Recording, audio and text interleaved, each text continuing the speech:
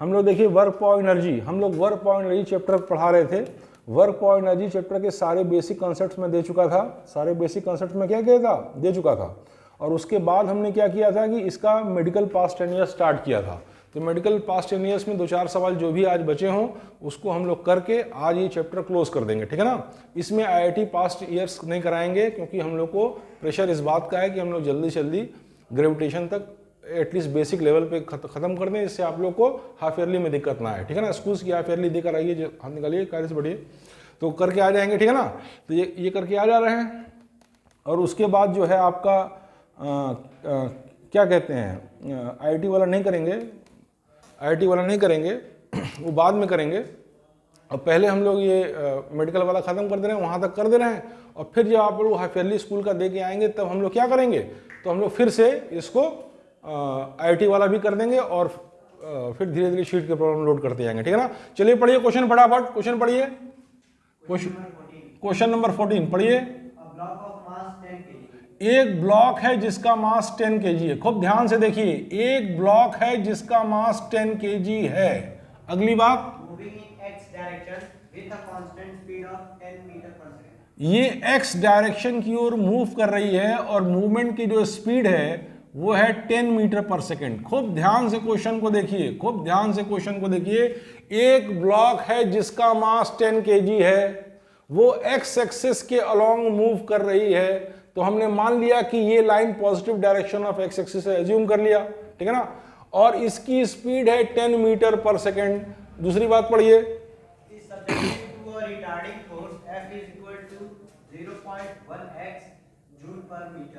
इसके ऊपर एक रिटार्डिंग फोर्स लगता है F = 0.1x मीटर। ये रिटार्डिंग फोर्स लगता है इस अच्छा, F = 0.1x जूल पर मीटर। इस बॉडी पर रिटार्डिंग फोर्स लगता है जिस बॉडी का मास 10 kg है और x एक्सिस के अलोंग 10 मीटर पर सेकेंड की रफ्तार से मूव कर रही है। यही कह रहा है, ठीक है ना। आप देखने से क्लियर है कि फोर्स कैसा है, कांस्टेंट है कि वेरिएबल है। फोर्स वेरिएबल है, x के साथ वेरी कर रहा है। जैसे जैसे डिस्टेंस वेरी कर रहा है, x एक्सिस के अलोंग हम मूव कर रहे हैं, वैसे वैसे फोर्स बढ़ रहा है। यानी कि वेरिएबल फोर्स का केस है। बात समझ में आ गई? कैसा केस है? वेरिएबल फोर्स का केस है। इस केस में फोर्स कांस्टेंट नहीं है। अब आगे पढ़िए, नेक्स्ट ही पढ़िए। During its travel from x equal to 20 meter to 30 meter, जब वो x equal to 20 मीटर से 30 मीटर तक ट्रेवल करती है तो उसकी फाइनल काइनेटिक एनर्जी कितनी हो जाएगी, यानी ke' कितनी हो जाएगी, फाइनल काइनेटिक एनर्जी ke' कितनी हो जाएगी। फिर गौर से सारे सवाल को एक बार फिर से देखिए। हम आज 2-3-4 सवाल जो बचे हैं पास्ट 10 ईयर्स के मेडिकल के, वही क्वेश्चन करेंगे, लेकिन खूब बढ़िया से समझिए। अच्छा, अरे final kinetic energy, initial kinetic energy को के ही माने हैं तो फाइनल ke' मान लिए हैं। बात समझ में आ रही है? खूब ध्यान से देखिए। हम आज 2-3 सवाल करेंगे, लेकिन 3-4 जितने भी बचे हैं करेंगे, लेकिन उसको खूब बढ़िया से समझिए, बेसिक्स को तैयार करिए। समझ रहे हैं ना। सबसे पहले देखिए, इस क्वेश्चन में दिया है कि एक बॉडी है जिसका मास है 10 kg।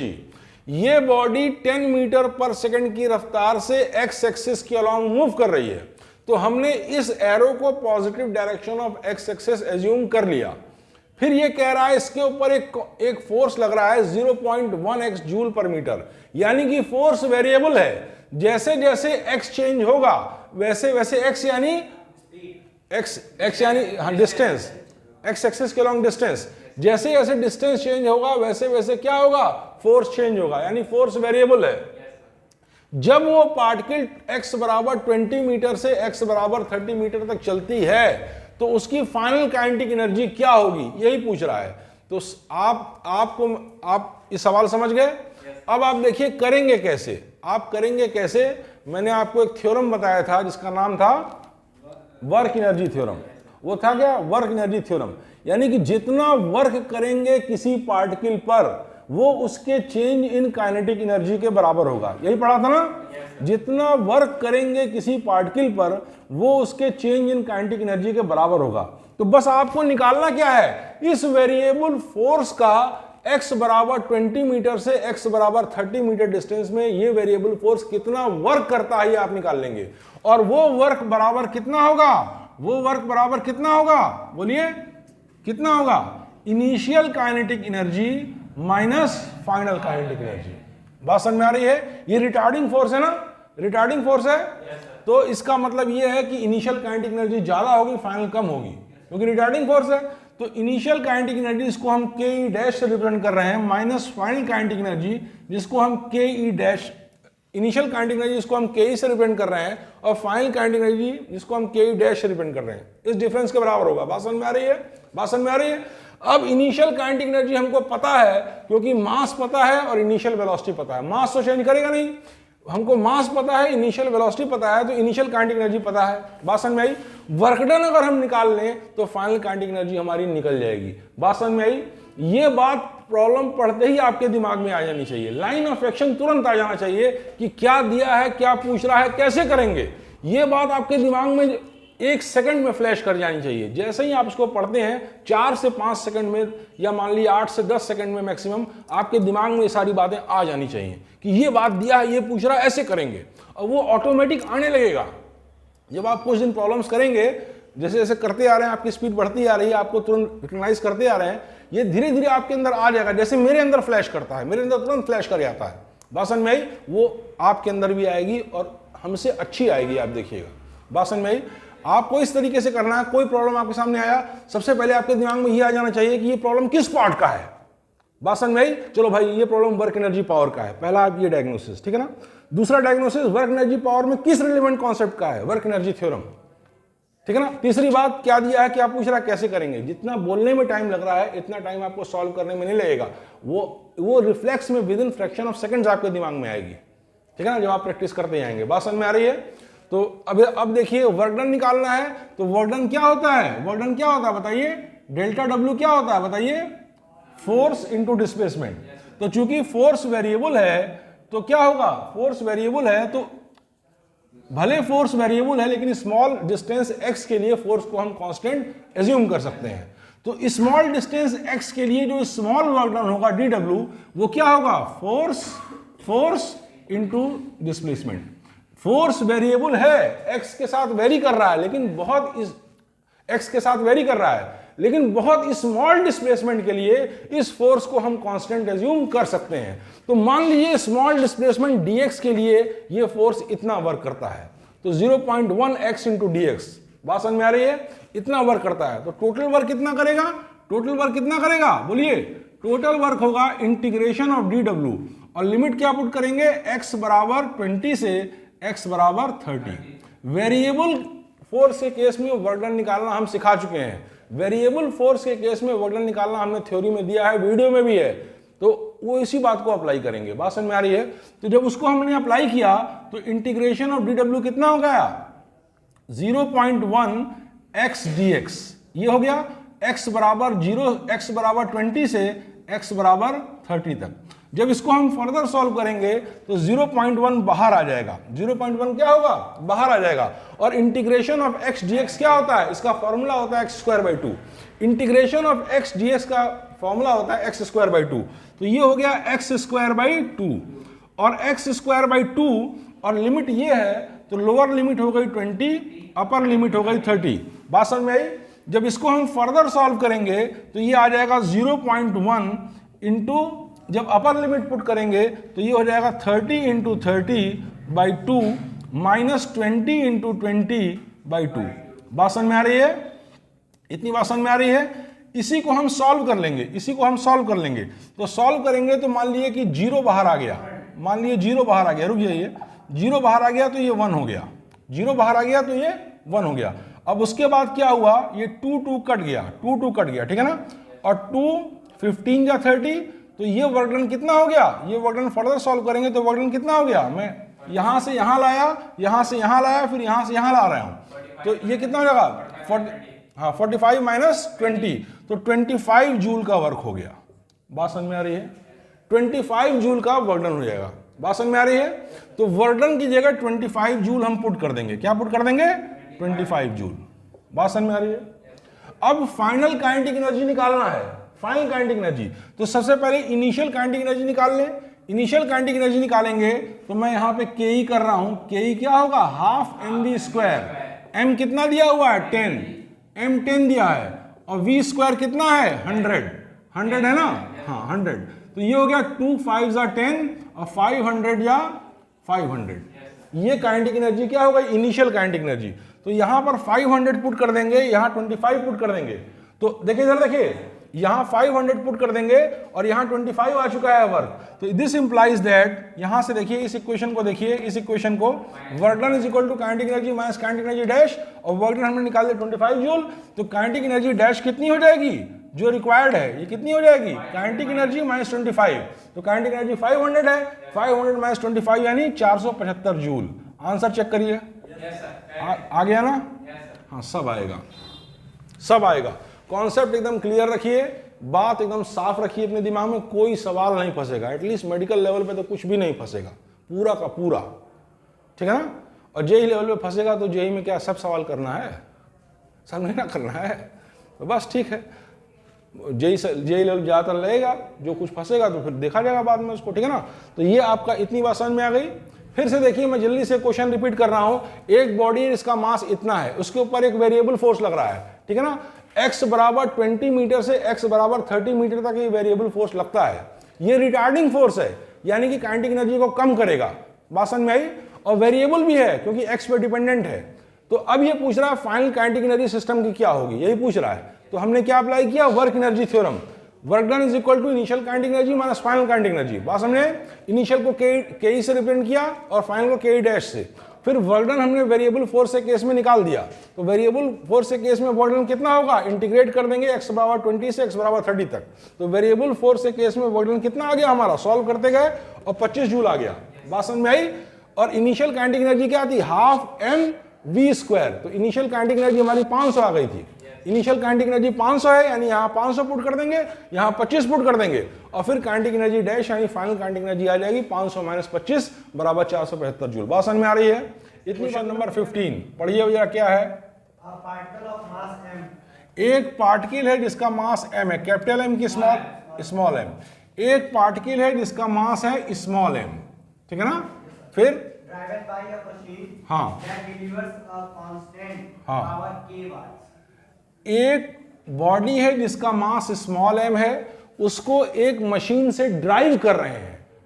एक बॉडी है जिसका मास स्मॉल m है, उसको एक मशीन से ड्राइव कर रहे हैं, और वो मशीन जो कांस्टेंट पावर दे रही है वो k वॉट है। यही ना कह रहा है, आगे पढ़िए। If the particle start from the rest, अगर पार्टिकल रेस्ट से स्टार्ट करती है, यानी u बराबर 0। अगर पार्टिकल रेस्ट से स्टार्ट करती है तो u बराबर 0। ये सफाई से नहीं मिटा है। हाँ नेक्स्ट बोलिए। the force on the particle at time t each। Time पूछ रहे sir, the force on the particle at, time t each। अच्छा टी टाइम पे पार्टिकल पे कितना फोर्स लगेगा, यही ना पूछ रहा है।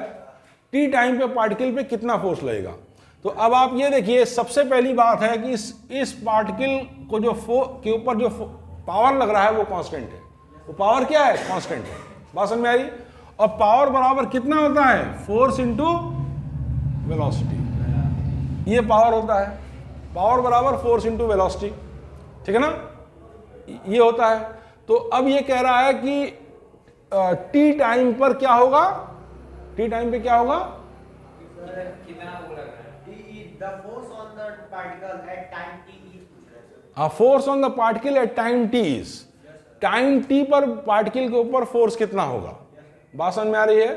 तो टाइम टी पे अगर वेलोसिटी निकाल दें, तो टाइम टी पे अगर वेलोसिटी पता लग जाए और ये के तो कांस्टेंट रहेगा ही, तो टाइम टी पे फोर्स आ जाएगा। मेरी बात समझ में आ रही है। पावर बराबर कितना होता है, फोर्स इंटू वेलोसिटी, ये बता चुके हैं। अब पावर कांस्टेंट है, ठीक है ना, और अगर टाइम टी पे वेलोसिटी निकल जाए तो टाइम टी पे फोर्स निकल जाएगा। मेरे कहने का ये मतलब है, ठीक है ना। तो चलिए हम इसको निकालते हैं। फोर्स कितना होता है, मास इंटू एक्सेलरेशन। मास दिया है स्मॉल m, एक्सेलरेशन क्या होता है, dv बाई dt, ये एक्सेलरेशन होता है, ठीक है ना। और वेलोसिटी ये हो गई v। थोड़ा मोड़ा आगे पीछे करना आपको आना पड़ेगा, और वो धीरे धीरे आप सवाल लगाएंगे तो जैसे मैं आगे पीछे कर लेता हूं तुरंत सोच के, वो आप भी कर लेंगे और हमसे तेज कर लेंगे। आप ये देख लीजिएगा, आगे पीछे करने वाली चीज आपके अंदर हमसे तेज होगी। मैं इतनी देर से कर रहा हूं, देख रहा हूं ना, जो बच्चे बहुत तेजी से आगे पीछे करते हैं बातों को। तो अब ये क्या हो गया, पावर बराबर फोर्स इंटू वेलोसिटी। तो फोर्स क्या हो गया, मास इंटू एक्सेलरेशन, एक्सेलरेशन हो गया dv by dt into velocity, ठीक है ना। इससे हम लोग निकाल लेंगे वेलोसिटी टी टाइम पे। टी टाइम पे वेलोसिटी निकल जाएगी तो यहाँ पे पुट कर देंगे तो टी टाइम पे फोर्स निकल जाएगा, क्योंकि पावर ये तो कांस्टेंट है। बात समझ में आई? तो चलिए हम इसको सॉल्व करते हैं, ठीक है ना। तो हम ये वाला टर्म ले लेते हैं, ये वाला टर्म। बात समझ में आ रही है? दिस बराबर दिस है, तो दिस बराबर दिस, केवल ये टर्म ले रहे हैं। तो ये टर्म लेंगे तो केवल is equal to m by D T V D V. बात समझ में आ रही है? बात समझ में आ रही है? This implies that k by M D T, k by M D T, D T को यहां ले आइए, मास को यहां ले आइए, डी टी को यहां ले आइए, मास को यहां ले आइए, तो क्या हो जाएगा, k by M D T, this is equal to we D V. बात समझ में आ रही है? V D V. अब आप क्या करिए कि दोनों साइड इंटीग्रेट कर दीजिए, दोनों साइड क्या करिए, इंटीग्रेट कर दीजिए। तो इंटीग्रेट करेंगे, this implies that k by m into t, k by m into t is equal to v square by two. We D v का इंटीग्रेशन क्या होता है, v square by two. We D v का integration होता है v square by to. बात समझ में आ रही है? और के बाई एम डी टी का इंटीग्रेशन टी हो जाएगा। बात समझ में आई? तो टी समय में वेलोसिटी इतनी हो जाएगी, टी समय में वेलोसिटी इतनी हो जाएगी, क्योंकि के तो कांस्टेंट दिया है, पावर तो कांस्टेंट है, मास तो कांस्टेंट रहेगा ही रहेगा। बात समझ में आ रही है? और टी समय में वेलोसिटी इतनी हो जाएगी, बात खत्म। टी समय में वेलोसिटी निकल गई, और जब टी समय में वेलोसिटी निकल जाएगी तो हम यहां पुट कर देंगे टी समय में वेलोसिटी की जगह पुट कर देंगे, और इससे दिस बराबर दिस से क्या होगा, हमारा टी समय में फोर्स निकल जाएगा, ठीक है ना। तो चलिए हम लोग करते हैं और आंसर मिलाते हैं। तो देखिए, अब इसको जब हम फर्दर सॉल्व करेंगे तो क्या आ जाएगा, v square is equal to, यहां से देखिए, v square is equal to twice k t by m, we square is equal to twice k t by m, ठीक है ना। और हमको v चाहिए, this implies that v is equal to under root of twice k t by m. इस तरीके से t समय में हमको वेलोसिटी निकल गई। इस तरीके से क्या निकल गया, t समय में वेलोसिटी। बात समझ में आ रही है? तो t समय में वेलोसिटी निकल गई। अब दिस बराबर दिस में पुट कर दीजिए, दिस बराबर दिस में पुट कर दीजिए। तो अब मैं ये चीज दिस बराबर दिस, इसको मैं यहां ले आ रहा हूं, इसको मैं यहां ले आ रहा हूं। तो यहां ले आ रहा हूं तो k बराबर कितना हो गया, k बराबर हो गया force into velocity at time t। तो वेलोसिटी एट टाइम t हमारा कितना निकला, under root of twice k t by M. यही ना आया बेटा, यही आया, बोलो। तो अब आप क्या करेंगे, नेक्स्ट चीज, दिस इंप्लाइज दैट यहां पे रूट के है तो उसको काट दीजिए, तो यहां रूट आ जाएगा, रूट के को वहां से एलिमिनेट करेंगे तो यहां रूट के आ जाएगा। This implies that force at time t, force at time t यही पूछा है, फोर्स एट टाइम t ही ना पूछा है।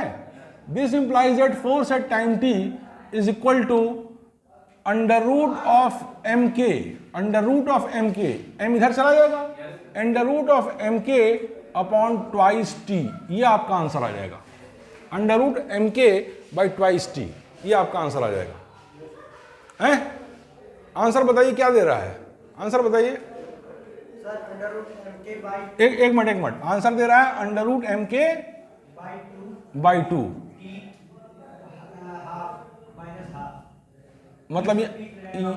मतलब टी ऐसे दे रहा है, ऐसे दे रहा है, तो वही बात तो यहां भी आ रही है। जैसे मान लिया टी को जब ऊपर ले जाएंगे तो यहां पे था रूट टी, यानी टी पे पावर 1/2, तो जब इसको ऊपर ले आएंगे तो टी पे पावर -1/2।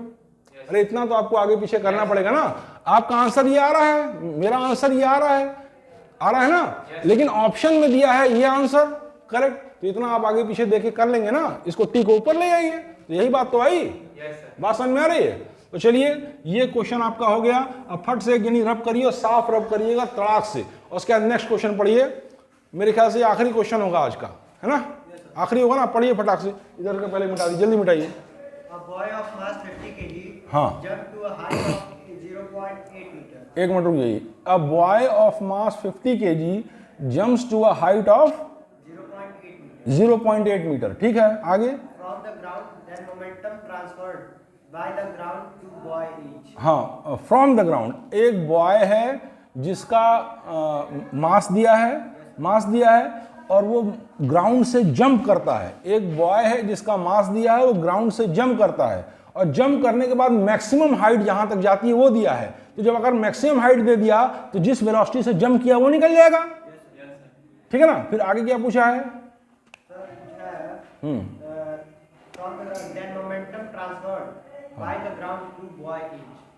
हाँ, तो momentum transferred from the ground to the boy, तो वेलोसिटी ऑफ बॉय निकल गया जिस वेलोसिटी से कूदा, तो जिस वेलोसिटी से कूदा इनटू मास, वही तो मोमेंटम ट्रांसफर हुआ। बस ये बात आपको प्रश्न देखते ही आपके दिमाग में फ्रेम आ जाना चाहिए, जैसे मेरे दिमाग में आ जाता है, जैसे हर उस बच्चे के दिमाग में आ जाता है, टीचर के दिमाग में जो इन सब चीजों को हैंडल किया रहता है। ठीक है ना। तो अब आप देखिए, ये क्वेश्चन पढ़ते ही मेरे दिमाग में फ्रेम आ गया। अब मैं इसको एक्सप्लेन कर दे रहा हूँ। ठीक है ना। ये आपको भी आने लगेगा, अभी कुछ ही दिन में काफी कुछ आ भी रहा है, बाद में बहुत अच्छे तरीके से आने लगेगा, देखेंगे तुरंत दिमाग में आ जाएगा, ये है तो ऐसे है। ठीक है ना। और जितना हटेंगे इस तरह के सवालों से, तो इस तरह के सवाल फिर बहुत खतरनाक भी लगने लगेंगे, और करते जाएंगे तो इसे बहुत आसान लगने लगेगा। बात समझ में आई? निकालिए, ठीक से करिए। चलिए क्वेश्चन पढ़िए, क्वेश्चन नंबर ये लास्ट क्वेश्चन है आज का। चलिए पढ़िए। एक बॉय है जिसका मास कितना है? 50 kg। एक बॉय है जिसका मास कितना है? 50 kg। आगे पढ़िए।